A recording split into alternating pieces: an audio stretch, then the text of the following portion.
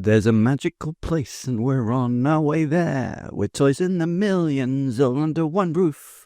The Switch 2 launch has got me feeling like 1992 all over again, or 1991 if you're American, or 1990 if you're Japanese.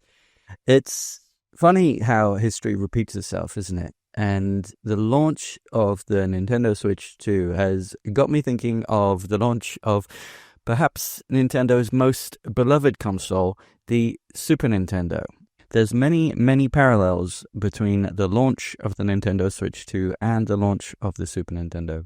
The Super Nintendo, or Super Famicom, or SNES, has one of the best libraries of any console of all time, and many of its system exclusives are considered to be all-time greats, not just for Nintendo, but for the industry as a whole.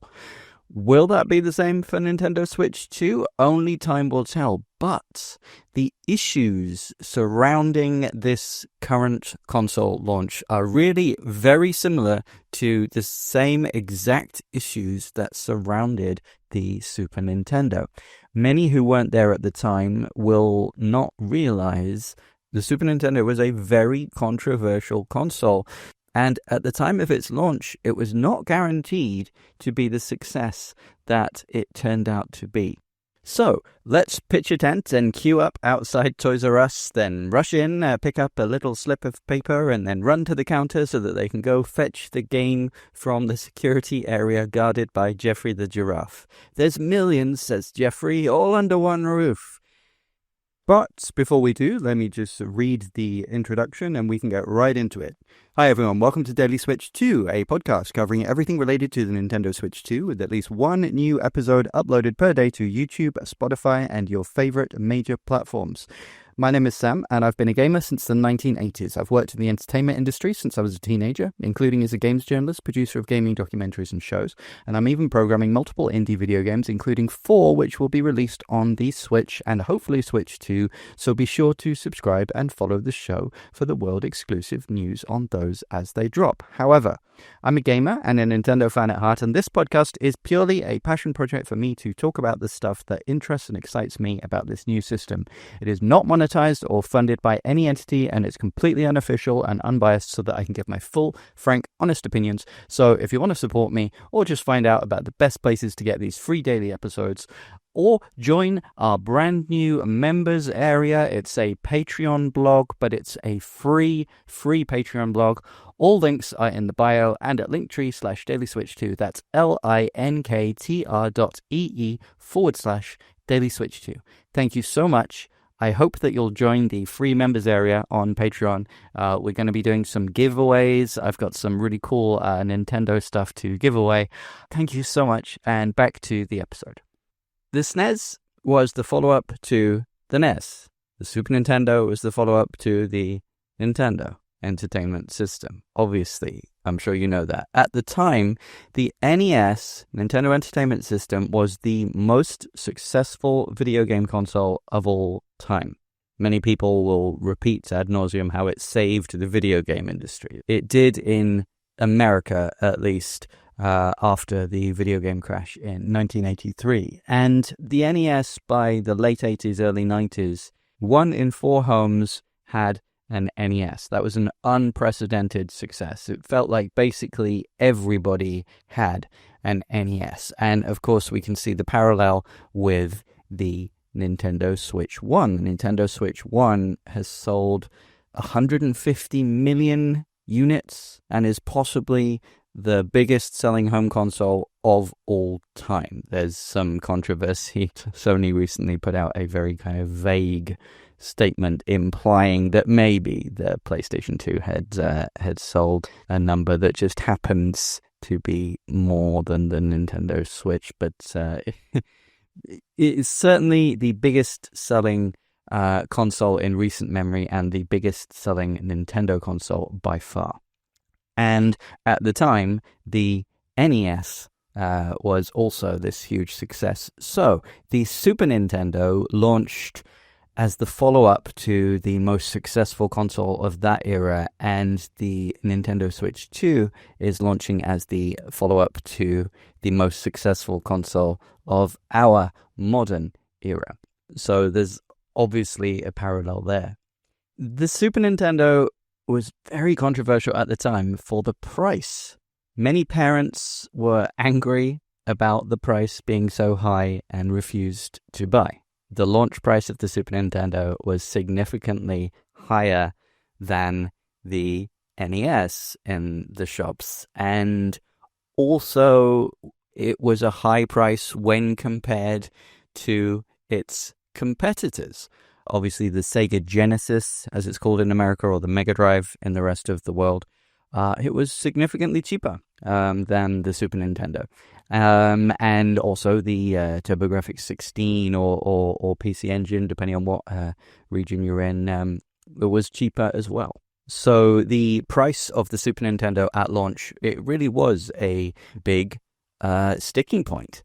And obviously we're seeing that same thing with the Nintendo Switch 2 now. There are many people who have bought a Switch 1 and may even have bought multiple Switch 1s, but they're saying, no, this launch price, it's just too high. I'm not going to buy a Switch 2 until they reduce the price to something more reasonable. And we already have a Switch at home. Not that the Switch 1 is Switch at home in inverted commas. Obviously, it's portable. And also, the at-home trope is not very good, whereas many people would argue maybe the Switch 1 is better than the Switch 2, or certainly better value and with a better library at this moment in time. But these exact discussions are what was happening at the launch of the Super Nintendo compared to the normal Nintendo, the non-Super Nintendo. And people forget this. People think that the Super Nintendo was an unqualified success and everybody just rushed out and bought one. That's actually not the case at all. History gets rewritten somewhat for the Super Nintendo. For the first 3 to 4 years of its life, it was not the best-selling 16-bit console, not in the West anyway. In America, in Canada, in Europe, in Australia, 3 to 4 years in a row, the Sega Genesis Mega Drive actually outsold the Super Nintendo. And people don't realize that now because they look back, and if you look on something like Wikipedia or you just search for, which console of that generation sold the most, you'll see that the Super Nintendo very slightly outsold the Genesis/Mega Drive. But the figures are somewhat skewed, and that was not in its generation. That was because the Super Nintendo was marketed as a budget system that could produce next-gen style games, actually to compete with the 32-bit systems, the Sega Saturn, the Sony PlayStation, and especially the early ones like the 3DO, the Atari Jaguar, CDI, 32X, etc., etc. Because, again, what people nowadays tend to forget is the Nintendo 64, which people think of as the competition for the PlayStation, the Saturn. Nintendo 64 was delayed many times. I grew up in the UK, and it didn't come out until 1997, whereas we'd had the PlayStation for 2 years by that point. So during that period, Nintendo were really leaning on the later stage N64 games, which felt somewhat next-gen, like Star Fox, or Star Wing as it was called in Europe, which obviously had the Super FX chip inside it, so you could have basic polygon graphics on a 16-bit system. And of course, the big selling point of Donkey Kong Country in its marketing at the time was you don't need to buy a 32-bit system. You don't need a 32X upgrade for your 16-bit system. This is a system that looks next-gen, but it plays on a 16-bit console. So the Super Nintendo, at the end of its life, and when the Sega Genesis, TurboGrafx 16, etc., had basically been all but discontinued and their companies had moved on, Nintendo was still marketing the heck out of the Super Nintendo and selling it as a budget system. But at the beginning of its launch, it was the complete opposite. Nintendo was pushing the Super Nintendo as, this is the new high-tech 16-bit system, but it was by far the most expensive console of its generation at the start. Obviously, we can talk about the Neo Geo and things like that. But people forget. the Super Nintendo was not a guaranteed success, and it wasn't a big runaway huge seller at the beginning of its life, and that was partially to do with the fact that it had a high price and not very many games at launch, and some of the launch games were considered overpriced and underwhelming. Again, do you see the parallels? Do you see what I'm saying about how the launch of the Super Nintendo was like the launch of the Nintendo Switch 2 is now? And it wasn't just the controversy around the price of the system. There was controversy around the price of the games as well. The Super Nintendo's games were between $10 and $20 more expensive than the games on the other current systems. $10 to $20 more expensive than a Sega Genesis or TurboGrafx 16 game. And also $10 to $20 more expensive than the most expensive games on the previous Nintendo system, the NES. Exactly as we're seeing now with the Nintendo Switch 2 games, $80 for Mario Kart and all of that kind of discussion. That's $20 more than the most expensive games on the Nintendo Switch 1 and the most expensive games on Xbox Series X and PlayStation 5. Obviously, the only exception, as we talked about in a previous video, is Tears of the Kingdom. But Tears of the Kingdom was the sole game released at $70 before they just jumped straight up to $80. Craziness. But again, that exact controversy existed with the Super Nintendo. And the Super Nintendo's launch would have gone, in my opinion, much, much smoother if the console price was $20 to $30 cheaper, but especially if the games had remained $10 to $20 cheaper than the price point that they launched at.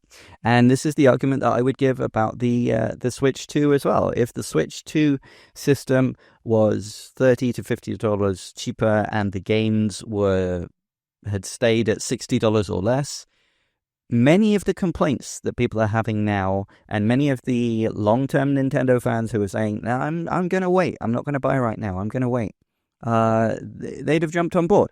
So Nintendo, in a way, is shooting themselves in the foot, because which is better, to sell many, many, many copies at a slightly lower price, or to sell less copies at a higher price and have all that negativity around that we're hearing? And it's a real shame that we're hearing that negativity. But we need to understand that the fact that we're hearing all this negativity about the console and about the price of the games and about the launch games, that doesn't mean that Nintendo Switch 2 is going to be a failure, because was the Super Nintendo a failure? No. And history remembers the Super Nintendo as one of the greatest consoles of all time. But it did have these same launch problems. There's more comparisons. The Super Nintendo at launch suffered greatly in comparison because of high expectations set by the runaway success of the previous Nintendo console, the NES.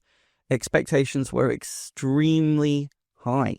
And while there was a lot of hype for the launch, there was also just a lot of negativity of it's not as good, the launch games aren't particularly as good as the best NES games, the launch games didn't really show the system off. That's what a lot of people thought anyway.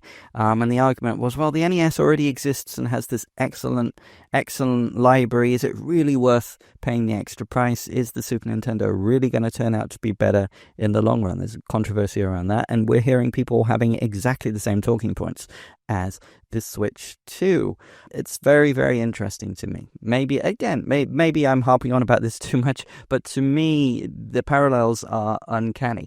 Also, despite the Super Nintendo having some absolutely unquestionably industry-leading features at the time, people will jump to Mode 7, but I'd say even more important was the fact that it turned to true color, 16-bit color, so we had a color palette of over 32,000 colors to choose from, and the sound system, interestingly, actually made by Sony. A lot of people don't realize that Sony worked on the Super Nintendo quite significantly during the development of the Super Nintendo. Sony obviously also made the very first PlayStation in conjunction with Nintendo. PlayStation was originally meant to be a Nintendo-based brand, but again, that's another video. I'm sure everybody knows about that, but if you don't know about that, or if you want me to do a deep dive, talk in the comments, leave a comment, because I would absolutely love to make a video on that, because to me, it's one of the most fascinating periods in Nintendo history. But the sound chip made by Sony that was included in the Super Nintendo was absolutely revolutionary. Not that the Genesis had bad sound. In fact, some of my favorite video game music is Sega Genesis music, but it had its strengths, but it also had its weaknesses.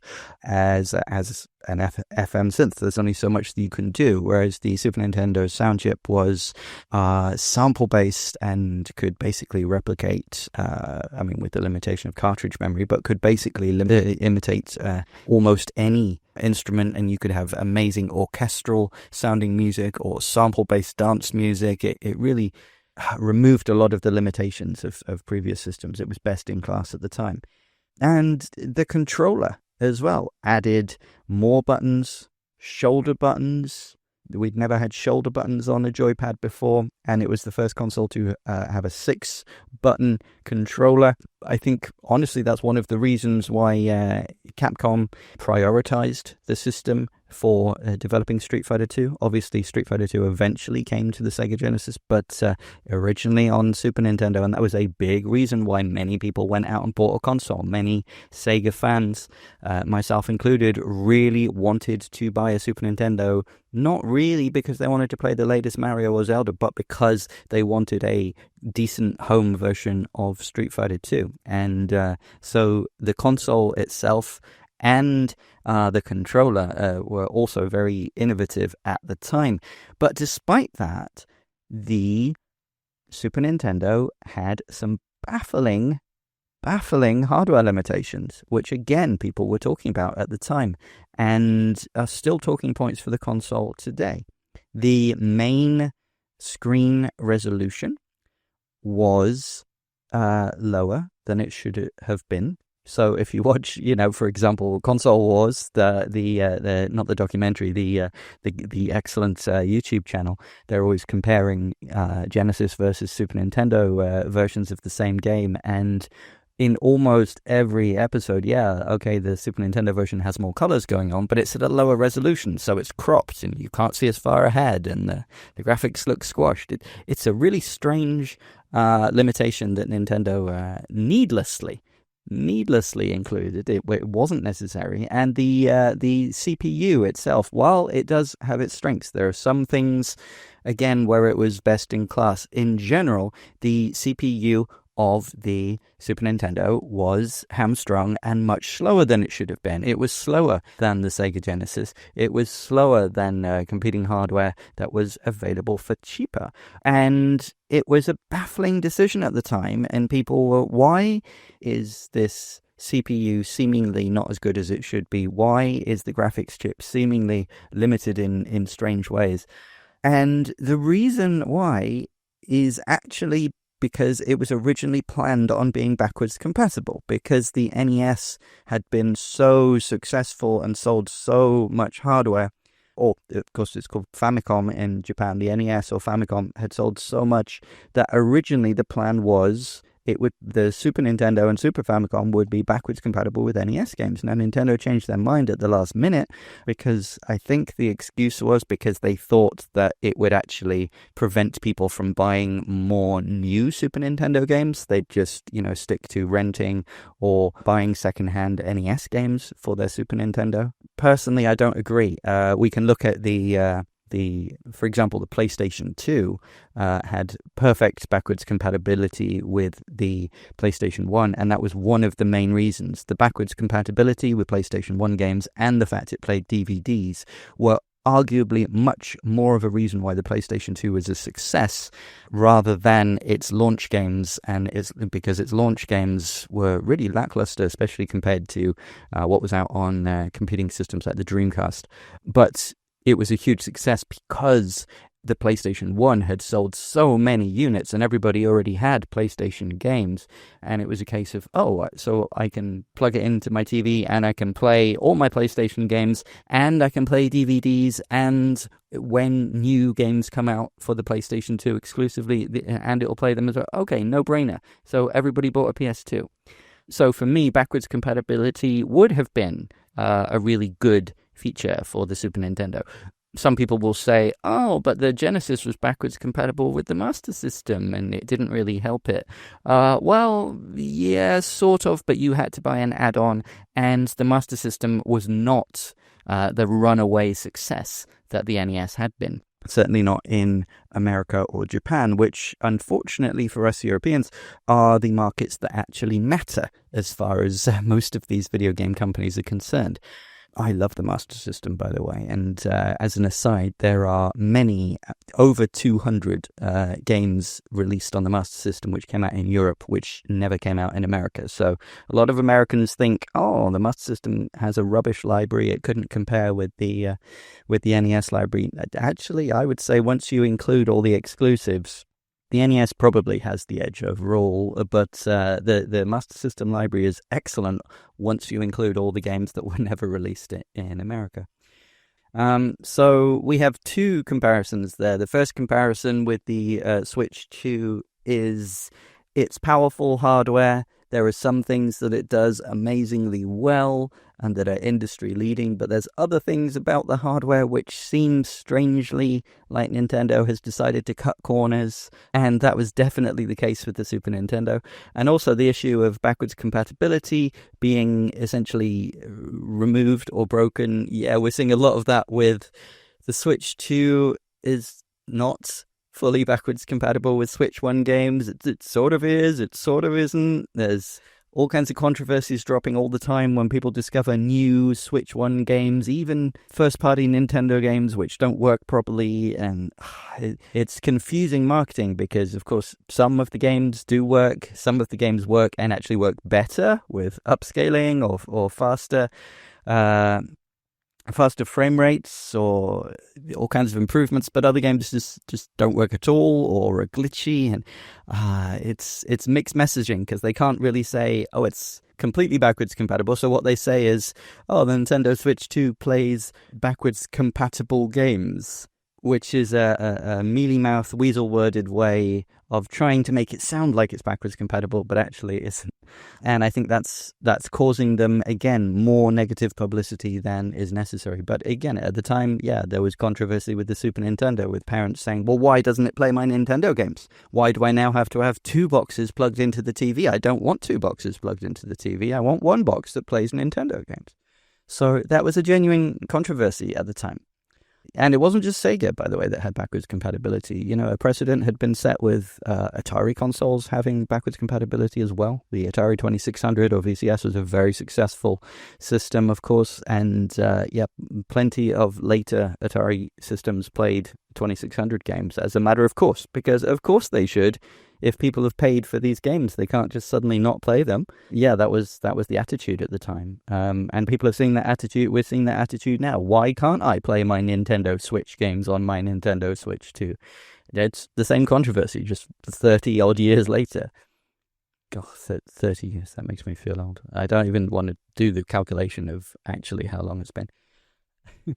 Also, at the time, during the launch period, the Super Nintendo was compared pretty unfavorably in the press and by many customers to competing consoles and other systems.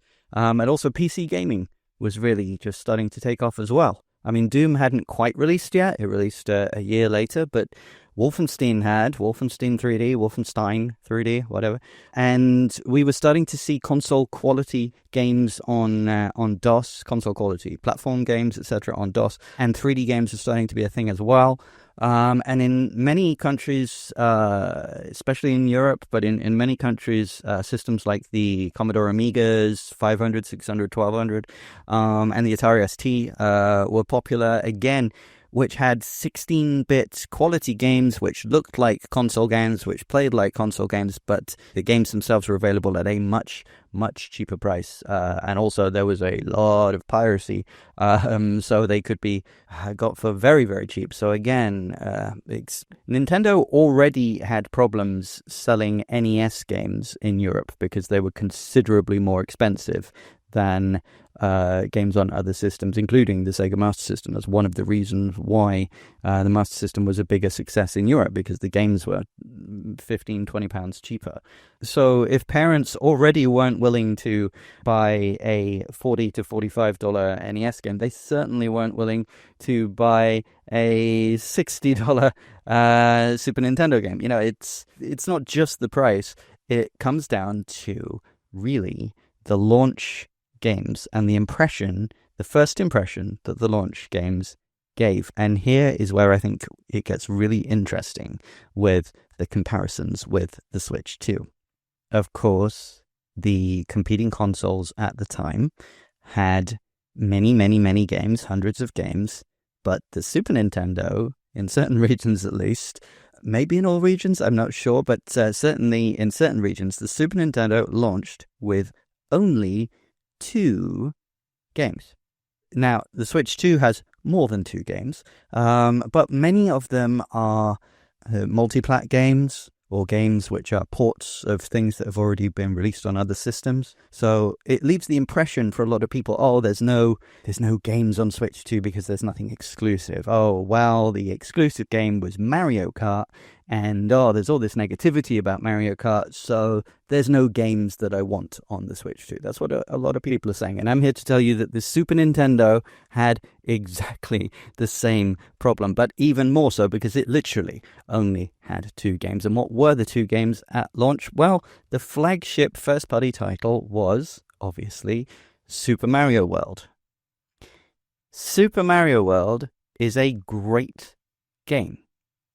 I'm not saying it's not. It's one of the best games of all time. Yes. But at the time, it wasn't very technically impressive when compared to other games on competing systems. For example, there were literal adverts on TV, commercials on TV, which had Super Mario World playing next to Sonic the Hedgehog. And Sonic the Hedgehog just looked so much more impressive. It was faster. The sprites were bigger. It had more colors, which is inexcusable considering that the color palette of the Genesis is actually very, very limited when compared to the Super Nintendo. And not just the palette of colors, but also how many colors it can display at once, the size of the sprites, the number of sprites. The Super Nintendo should absolutely wipe the floor with the Sega Genesis as far as graphics go. But that wasn't the case comparing Super Mario World to Sonic the Hedgehog. So Sega just took that and ran with it and went, hey, okay, well, they say that they've got all these colors and all these technical specs, but look, compare them side by side. Nah. You know, and it's not just Sonic. There were many, many, many very, very technically impressive 16-bit games out on multiple systems, multiple consoles, and also PCs and Amigas and STs. And Super Mario World at the time, it's an excellent game, don't get me wrong, but Super Mario World at the time did not compete from a technical standpoint to look at it. Now, the more you play the game, there's plenty of really impressive things that happen later on in the game, but it's subtle and it's not an immediate hit of, oh, wow, look at that. Like, for example, I mentioned Doom, which came out like a year later. And, you know, that's an example of a game that you look at and you go, oh, wow, this is new hardware. This is completely reinventing what video games are. Super Mario World wasn't that. Super Mario World was iterative. It was, okay, we've had enormous success with Super Mario Bros. 3.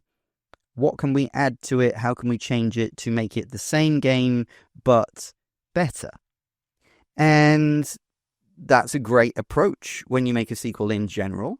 But it had many new ideas, but it wasn't quite as tight an experience, and it wasn't quite as overall polished as Super Mario Bros. 3 in many people's opinions at the time. So again, Super Mario Bros. 3 had been an unqualified success, by far the biggest seller of the previous generation on the previous Nintendo console. Everybody loved it. No questions asked. 10 out of 10 reviews across the board. And the expectations were sky high for Super Mario World, and many people and reviewers at the time were disappointed. And people forget that because people look at it nowadays and it's, oh, well, obviously Super Mario World is a classic. Obviously it's one of the best games of all. Yeah, absolutely. But with hindsight, when people had such high expectations to what the sequel to Super Mario Bros. 3 was going to be, it felt like a disappointment, especially on new expensive hardware, and especially when it didn't technically look that much better compared to the price of both the game being too expensive in the public's eye and the system being too expensive in the public's eye. And you see where I'm going with this. It's exactly the same situation as with the Switch 2 right now. We have a flagship Mario game. Admittedly, it's Mario Kart, but nowadays Mario Kart actually sells more than Mario platformers. We have the flagship Mario Kart game, and again, on the previous Nintendo system, it was the best-selling game and an unqualified success, which everybody loved. And expectations were sky high, and now we see the sequel, and the sequel is more iterative. It's got some interesting ideas, but it doesn't feel quite as rounded and polished. It's exactly the same complaints that people had about Super Mario World versus Super Mario Bros. 3. And even the same situation with the graphics. I see many people saying, yeah, but Mario Kart 8 looks almost as good, or in some ways Mario Kart 8 looks better than Mario Kart World. And again, like I said in my review of the game, I think that's partially to do with the limitations that are caused by having to have the open world and having to have the 24 players on screen at once, and having to render at a higher resolution. It means that, if you squint and if you're just looking overall, the art style of the game is not going to look more impressive. In fact, it might look more sparse. So you have the little technical things like the animation on the characters, etc. Yes, that's improved, but it's very subtle. And when you're playing a karting game and you're just looking at the back of the head of the characters, you're not going to see that initially. So underwhelming from a technical perspective, interesting but not as polished, and not meeting the high expectations set by the previous best-selling game on the previous Nintendo system. Yeah, Mario Kart World has exactly the same launch problems and exactly the same negative talking points that Super Mario World had with the negative talking points for the Super Nintendo at launch. But here's where it becomes really interesting, because I said that the Super Nintendo had 2 launch games. And if potential customers had dug a little deeper and not just looked at Mario, which was the flagship game, the other game was probably the game that would have sold them on the system. They felt that there was no reason to buy a Super Nintendo at launch. The price was too high. The flagship exclusive Mario game was not as big a leap forward as they'd hoped. It didn't feel like a big upgrade from the previous system, so the system seemed weak and overpriced. But what was the other game that Nintendo, in their infinite wisdom, was not promoting and not pushing as they should have been? F-Zero. Now, F-Zero was a brand new franchise. Nobody had heard of it. Okay, sure. But it used Mode 7 in such a way that it was basically impossible to pull off on any other hardware. Even the Neo Geo could not properly pull off something like F-Zero. And it was fast, it was graphically impressive, it was original, it made really good use of the shoulder buttons on the new controller, again showing off what the system could do from a technical perspective and how it was innovating from a control standpoint. F-Zero was the game that should have sold people on the Super Nintendo. But if you went into shops at the time, all the demo units were running Mario. And if you looked at the TV adverts at the time, it was all Mario. I mean, not all Mario, but it was, people were focusing on Mario. And unfortunately, the Mario game, while one of the best games of all time, at the time, it didn't feel like a big leap forward. So F-Zero should have been the game that sold the Super Nintendo, but unfortunately, most people didn't even know it existed. And again, we're seeing the same thing with the Nintendo Switch 2. The Switch 2 does have more than 2 games at launch, thank goodness, like I said. But honestly, there aren't really that many exclusives, and especially not system-selling ones. Now, am I saying that we have an F-Zero game at launch on the Switch? Well, I guess we sort of do, because we have the GameCube's F-Zero GX, which has been added to Nintendo Switch Online if you pay for the extra expansion pack.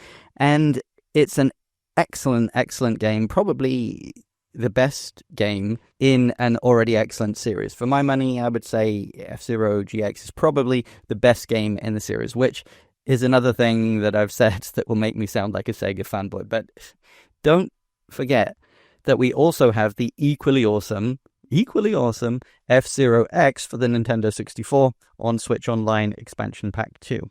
And that was developed by Nintendo, whereas F-Zero GX was developed by Sega for Nintendo. So we do have F-Zero games, but obviously they're not going to be system sellers. Many of us have played them to death. They're old games that we already know. And also, they require an online subscription, and they can't be bought outright for the console. So they don't really count. Do we have a brand new F-Zero game? No, but honestly, we have the next best thing. And I will spoil my forthcoming review for you now. Fast Fusion is, in my opinion, by far the best exclusive game available to buy for the Switch 2 at launch. It's a true system exclusive. It really shows off exactly what the hardware can do from a graphical perspective and from the speed and the fidelity and the slickness of the controls.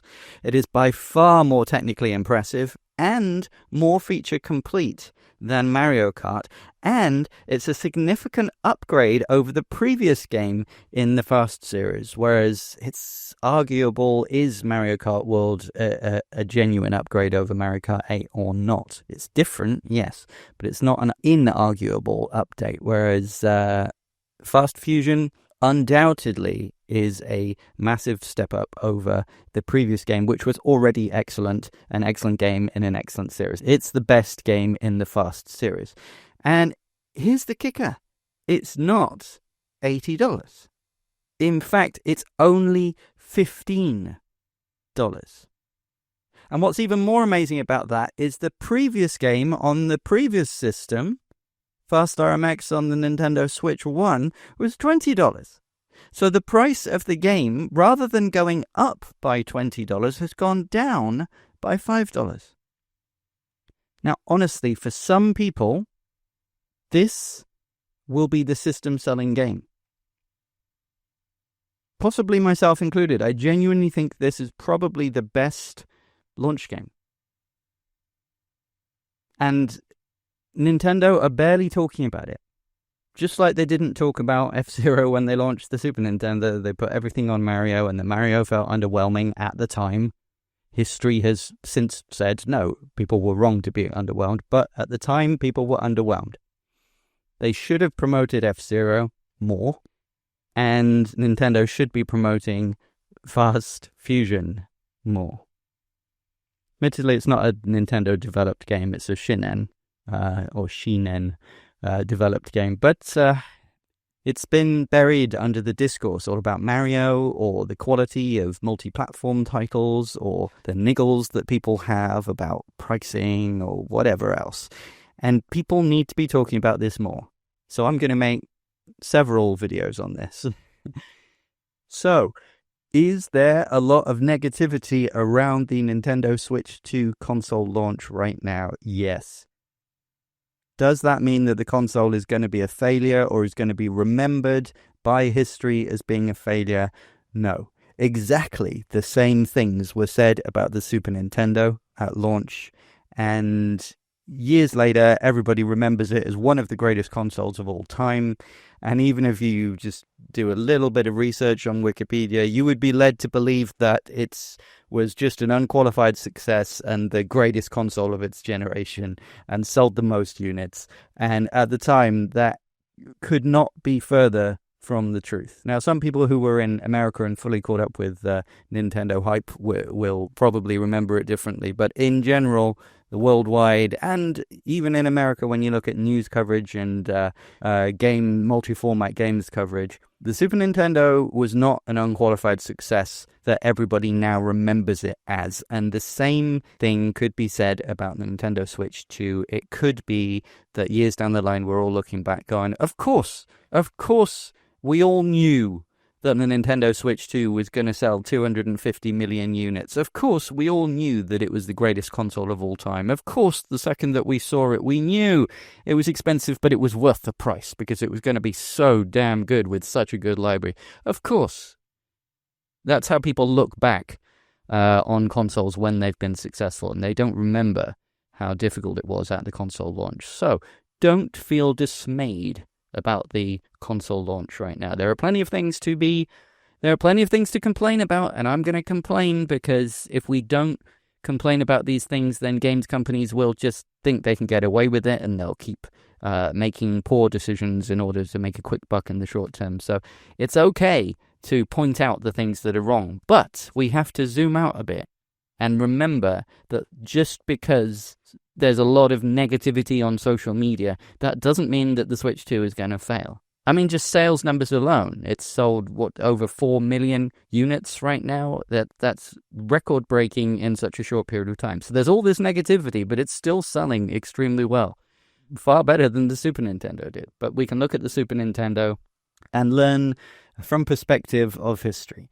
And it's the same with Mario Kart World, I suppose. Mario Kart World has got an even better chance of being remembered as the ultimate classic than Super Mario World, because Super Mario World obviously launched and it was basically stuck how it was. If there was problems with the game, if there was things that people didn't like, there was no way to change it. There was no real updates to Super Mario World. You can argue very minor updates happened to it with the Super Mario All-Stars and Mario World version. Kart was changed very slightly, and of course we got the Game Boy Advance port that came later on, which had some improvements but also some downgrades.